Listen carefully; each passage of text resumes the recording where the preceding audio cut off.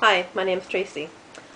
I have 4 children, 4 boys, 15, 11, 8, and 7. They were apprehended from me and my husband, October 2004. My children were given back to my husband and I in March 2005 under a 6-month supervision order. After 5 months and 1 week, my children were once again apprehended by the ministry, put back into foster care.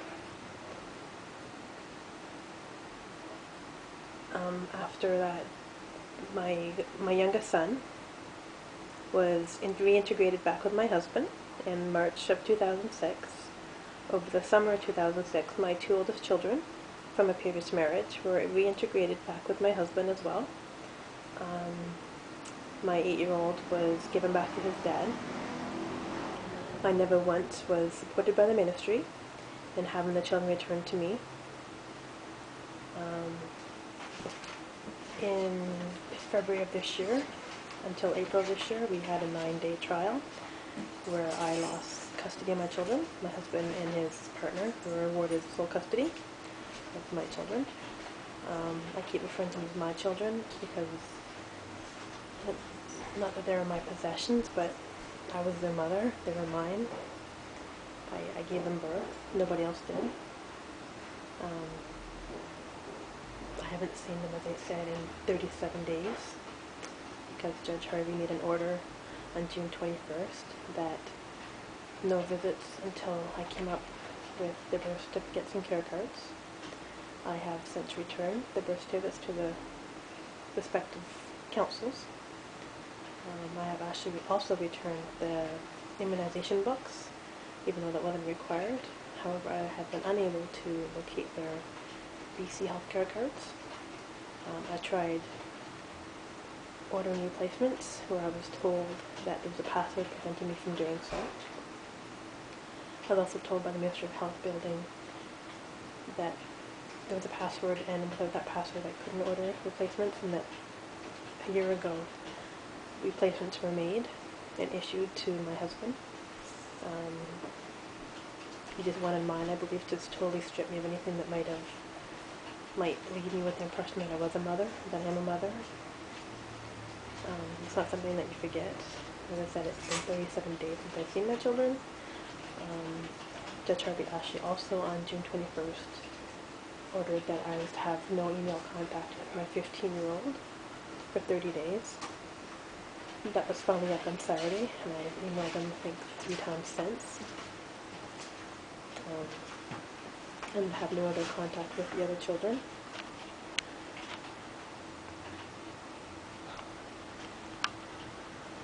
However, I have mailed them and dropped off passing gifts for them since I didn't have visits for passing for them.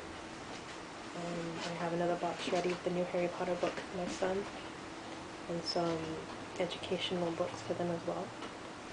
I keep making little letters to them and little cards with pictures on I think they'll like, with a little note to each of them, reminding them that I love them and miss them. Hope they're having a good summer. I never once thought that I would go this long without seeing my children, which is the longest I've been. I even wrote to one of the dads of my 8-year-old stating that now I know how he feels when he's over in the Gulf about not being able to see his son for months. That now I know how he feels. I made actually an application this afternoon to go before Judge Harvey again to have my visits reinstated.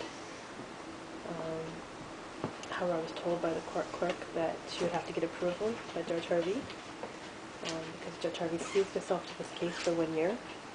She's also, when we were in court on June 21st, stated that no application can be made and brought before the court until it's approved by her. I made the application to have my visits reinstated and my access reinstated. I've been ordered to pay child support for my 4 children. However, I'm on a disability for a single person. My husband was ordered to pay me alimony April 2005. Judge Harvey, in her infinite wisdom, canceled and abrogated those arrears. And they've been seized. And now the only way of supporting myself is through disability. I'm looking for work. I've had many interviews, however, I just haven't got the job. And I don't want to go into what my disability is, but it's pretty severe. And part of it's depression, having lost my kids, not having to deal with the stress,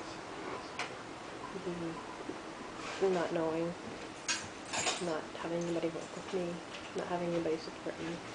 However, everybody's quitting the fathers in their quest because they have a stable job, because they're in the military, because they have a home, because they're either married or have a partner living with them. What I find most interesting is that my husband's partner never had any children of her own. However, now she has sole custody of mine. Even though I have sole custody of my 15-year-old during our trial in February, March, and April, I made a request to Judge Harvey to listen to my 15-year-old or have him speak to her if he wanted to. However, she refused to absolutely hear him, to speak to him in chambers. He wanted to have someone finally listen to him. Nobody listened to him. Even now, the only communication we have is through email, and those emails of his are being monitored, even though he has a laptop in his room. His stepdad, I believe, either has a keylogger or has a password to his laptop, where he goes in and checks any emails. So my son has asked me to, instead of responding to emails, to start a new one. Now I have to be careful. He wanted me to be careful that he's not the only one reading them.